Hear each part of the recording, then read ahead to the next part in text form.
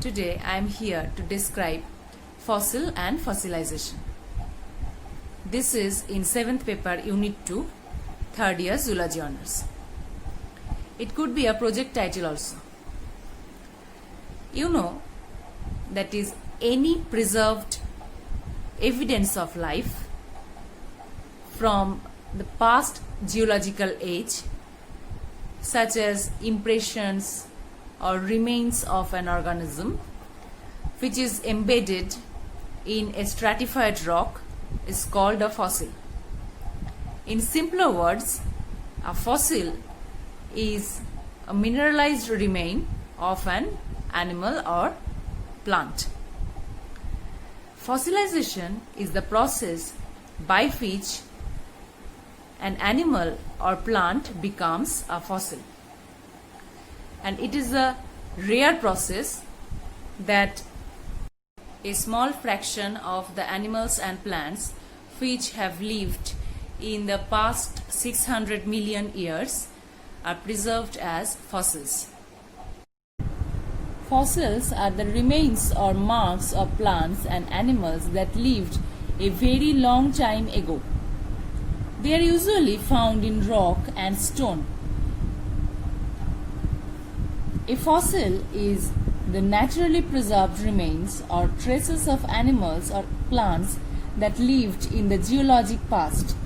A fossil gives physical evidence of ancient life and has provided the basis of the theory of evolution. Fossils are important because they tell us a story about things that lived on the earth before us. That is, they tell us about the story of ancient life. So, they are very important. There are many types of fossils. The first one, the original remain, that is the true form, preserved in amber, tar or ice. The petrified fossils are there also. Organic materials of dead organisms are replaced with minerals deposited out of water and turned to stone. Actually, the minerals that fill the gap between the organisms, and ultimately it turns to stone. The carbon films and impressions are also there. Liquid or gases from organisms leave a picture that ultimately form a fossil. The another form is trace fossil, that is preserved evidence of the activities of deceased organisms, that is footprints, burrows, nests. They ultimately form a fossil. Molds and casts. Underwater, as sedimentary rock forms around dead organisms, a mold is made. Later, the space left from the decayed organism is filled with sediment, forming a cast. So, there is mold and casts.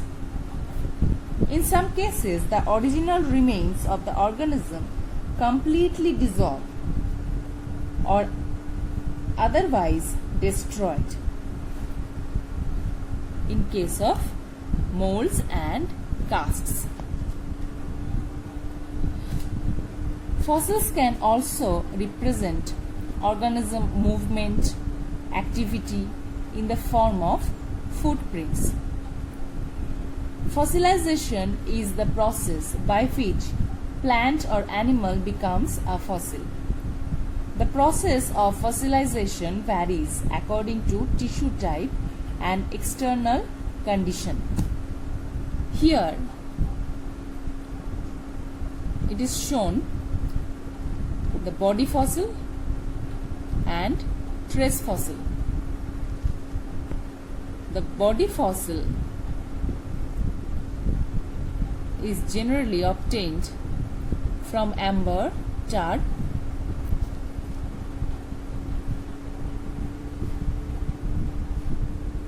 there are some unaltered remains and altered remains. In case of altered remains, some original material become fossilized by part mineralization. And in case of no original material, molds and casts formed, replacement occurs. Original material sometimes change by carbonization, recrystallization, and tracks, borings, burrows are obtained as trace fossils. So, there is a process of permineralization, which is a fossilization process that occurs when an organism is buried. The empty spaces within an organism become filled with mineral-rich groundwater. Minerals precipitate from the groundwater occupying the empty space. That is case of permineralization. In case of mold and casts, the original remains of the organism completely dissolve or are otherwise destroyed. The remaining organism shaped structure in the rock is called the mold. If the structure is later filled with other minerals, it is called the cast. Then we are coming to replacement and recrystallization. Replacement occurs when the shell, bone, or other tissue is replaced with another mineral. In some cases, mineral replacement of the original shell occurs so gradually and at such fine scales that microstructural features are preserved despite the total loss of original material. There are also a compression impression process. Compression fossils are the result of chemical reduction of the complex organic molecule composing the organism's tissue. Soft tissue, cell, and molecular preservation also occurs during fossilization. So there are different mechanisms of fossilization that we have cited.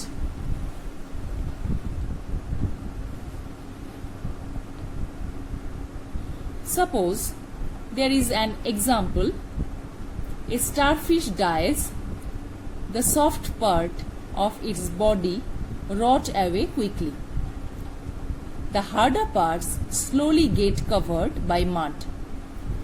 After millions of years, the starfish is deep in the ground. The mud around it is crushed by the land on top and turned to stone. So are the remains of the starfish. So the remains of the starfish is also become a stone. Millions of years later, the stone gets worn away and the fossil can be seen. So this is the example of fossilization where an organism is turning to a stone. There is also a term, the pseudo-fossil. It is a memory fact, that is, visual pattern in rocks that are produced by geologic process rather than biological process. They can easily be mistaken for real fossils. there are some marks like fossils, but it is not a fossil, it is a pseudo-fossil. It is completely mistaken for real fossils. Some pseudofossils, such as geological dendrite crystals, are formed by naturally occurring fissures in the rock that get filled up by percolating materials.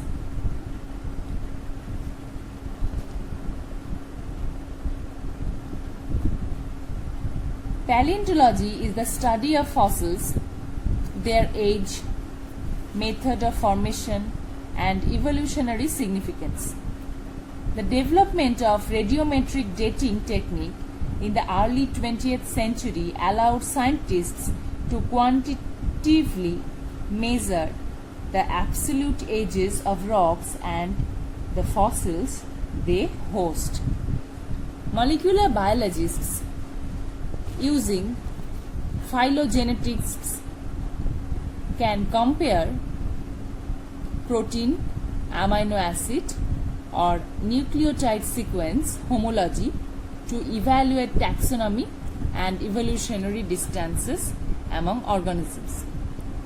The study of fossils, on the other hand, can more specifically pinpoint when in what organism a mutation first appeared. Phylogenetics and paleontology work together in the clarification of science's still dim view of the appearance of life and its evolution. So this is the relation of fossil and paleontology.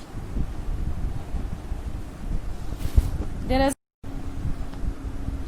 are some scientific importance of fossils. That is, fossils help us to identify geological periods. It also helps us to date rocks. It's possible to know how the living beings have evolved by fossils. Determining environmental conditions is also there. Examination of fossils over Earth history shows the evolution of life through time. Because fossils show a continuous change through time and no fossils disappear and reappears later, they can be used to give relative ages of fossil bearing strata. Fossils also indicate environment of deposition and it can constitute most of a rock.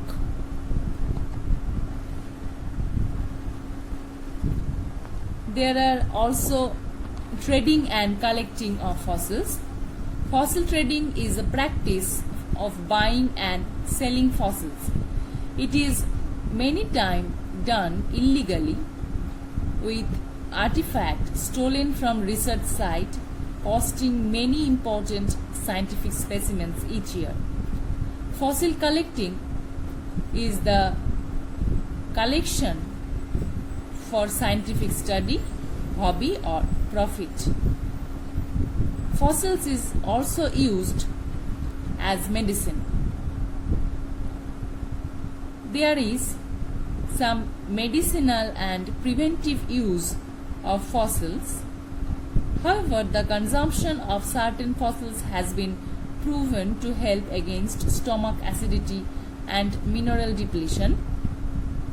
The use of fossil to address health issue is rooted in traditional medicine and include the use of fossils as talismans.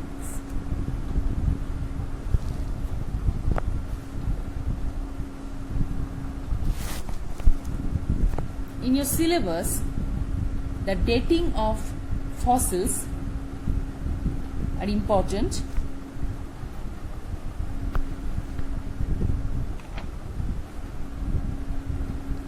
The majority of the time, fossils are dated using relative dating technique. Relative dating is used to determine a fossil's approximate age by comparing it to similar rocks and fossils of known ages. Absolute dating is used to determine a precise age of a fossil by using radiometric dating to measure the decay of isotope either within the fossil or more often the rocks associated with it. So there are two types of dating technique, that is relative dating and absolute dating. Scientists can use certain types of fossils referred to as index fossils to assist in relative dating via correlation. Index fossils are known to only occur within a very specific age range, typically occurring fossils that had a widespread geographic distribution such as brachiopod, trilobite and ammonites work best as index fossils. If the fossil you are trying to date occurs alongside one of these index fossils, then the fossil you are dating must fall into the age range of the index fossil.